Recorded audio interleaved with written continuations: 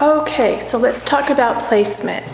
So you want to make sure that the tail is down and the ribs are in and the back is flat. Okay, you want to make sure that the arches are up. The fingers are relaxed. Right, so you want to create as much space between the armpit and the hip as possible, as much length. So you're lifting the rib cage way up off the waist, but at the same time keeping the tail down, so bringing the bones forward. So sometimes I like to use the terminology that you have three different aspects to your abdominal muscles. You have the pocket muscles that pull up here, like you have pockets and you're just pulling them up, right? And you have the belly button muscle, so the belly button goes to your spine. And you have the envelope muscle, the rib cage.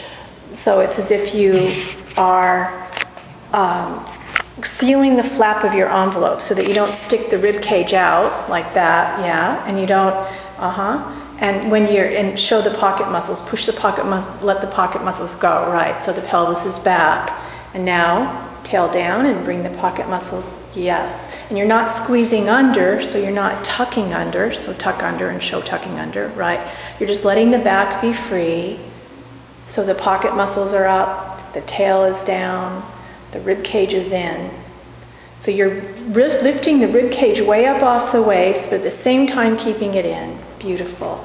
And then the neck flows over, is coming right out of the back, and the shoulders are open.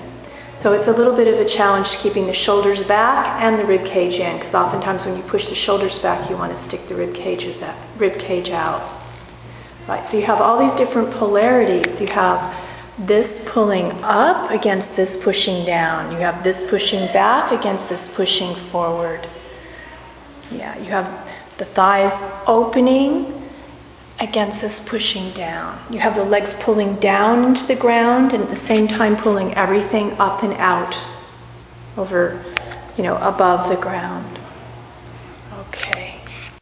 And then I wanted to speak more about the placement of the pelvis with regard to the bones, thinking about the bones rather than the muscles, because you can bypass a lot of the effort that's involved in making an adjustment by thinking about the bones.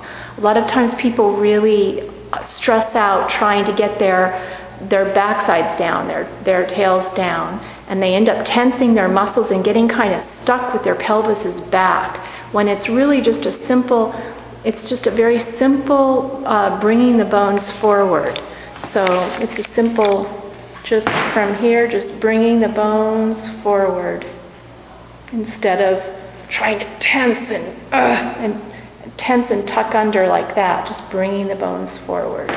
So let your pelvis go back so we can see, and then just bring the bones forward. Yeah.